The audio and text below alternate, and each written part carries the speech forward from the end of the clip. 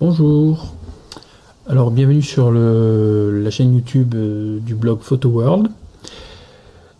C'est une première, une première vidéo. J'ai voulu faire cette vidéo pour vous montrer à quel point la sélection complexe en utilisant un masque de luminosité est quelque chose de très rapide à mettre en place. C'est ce que je vous ai montré dans le tuto sur le blog, mais le texte est long et on ne se rend pas compte à quel point ça peut être très rapide. Alors du coup, j'ai voulu vous le montrer par l'exemple. Donc voici la photo que vous connaissez déjà, que vous avez vue sur le blog. Donc je l'ai rentré directement dans Affinity et je l'ai importé sans retouche au niveau du rond. L'idée c'est de vous montrer comment travailler sur la sélection et pas le reste. Donc je suis maintenant dans le mode Persona et j'ai ma photo. Alors je commence d'abord par la dupliquer pour travailler sur une copie. Et ensuite, je vais vous montrer à quel point c'est rapide. Attention, top chrono, j'appuie sur CTRL SHIFT sur la vignette. Voilà, j'ai ma première sélection. Vous voyez, c'est très rapide. On a sélectionné automatiquement toutes les hautes lumières. Alors, il y a toute une partie qui se trouve sous la ligne de crête qui est ici. Et en dessous des arbres, dont je n'ai pas besoin. Ça correspond à tous ces points sur la mer ici et sur les rochers. Donc on va les enlever très rapidement. On utilise pour ça le pinceau de sélection. On lui met une épaisseur d'environ 400 pixels et on vérifie qu'on est bien en mode soustraire. Et à partir de là, hop, regardez, on enlève tout ça. Ça va vite.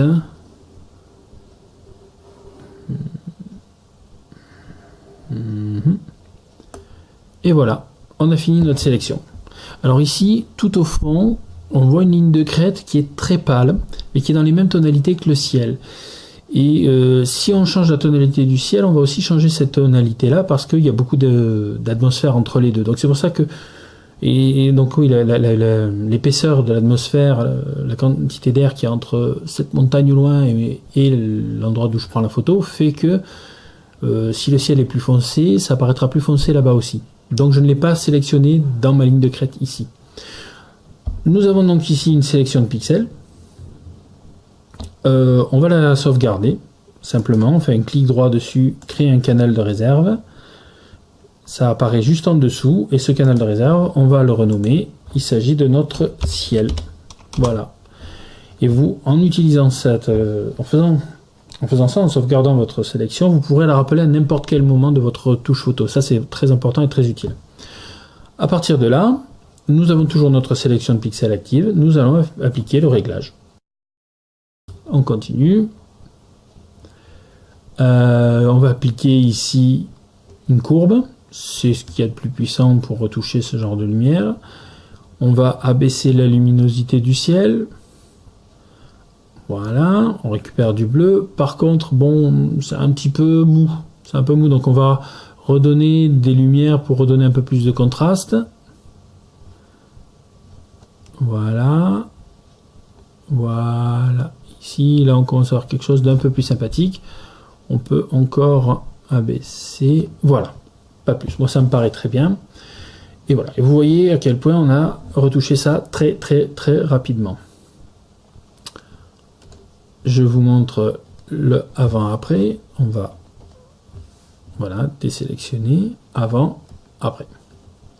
Alors, vous noterez quand même que malgré tout, ici les arbres sont plus clairs et quand j'active mon masque, ils sont plus foncés. Parce que dans ce vert-là, il y a quand même des teintes qui ont été prises en compte par le masque de luminosité. Pour y revenir, c'est très simple. Il vous suffit de prendre un pinceau de couleur noire pour supprimer ces pixels là du masque. On va prendre une opacité très faible, 20%, un flux assez faible aussi, on va aller sur du 20%, une dureté nulle, et par contre on va réduire grandement la taille de notre ici, voilà, la taille de notre pinceau, et on peut commencer ici à repeindre petit à petit.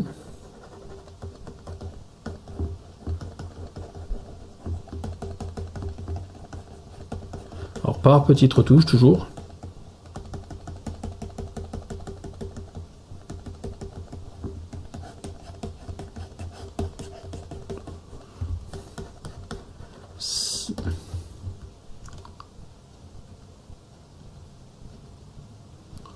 peut augmenter un peu l'opacité peut-être.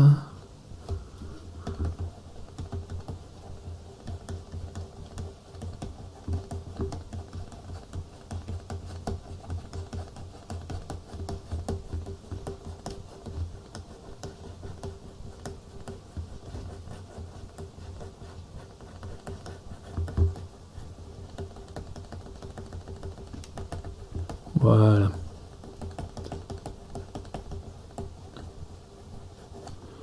On devrait avoir quelque chose de pas trop mal. Voilà. Cette fois-ci, on a bien récupéré nos armes.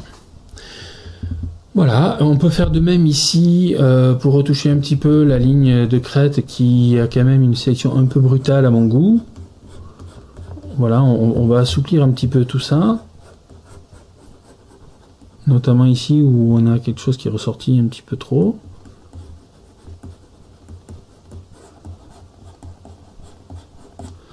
Voilà, c'est terminé. Alors il y a une chose à laquelle vous devez penser impérativement, c'est qu'à partir du moment où vous retouchez la lumière du ciel, vous devez aussi retoucher la lumière des reflets. Donc ici on va passer en blanc, on va augmenter un peu la taille du pinceau et on va voilà, donner un petit peu plus de couleur à notre eau. Bon. Voilà, ben avant, après, voilà, avant-après. Hein. Bon, c'est fait un petit peu rapidement, évidemment, on peut raffiner, notamment au niveau de l'eau. Vous avez ici une retouche qui est quand même beaucoup plus naturelle, avec une découpe qui a été bien propre. Pas d'effet de bord de halo, et ça grâce au masque de luminosité. Très bien, j'en ai terminé avec cet exemple. Je vous souhaite une bonne journée. Je vous dis à très bientôt sur Photo World. Au revoir.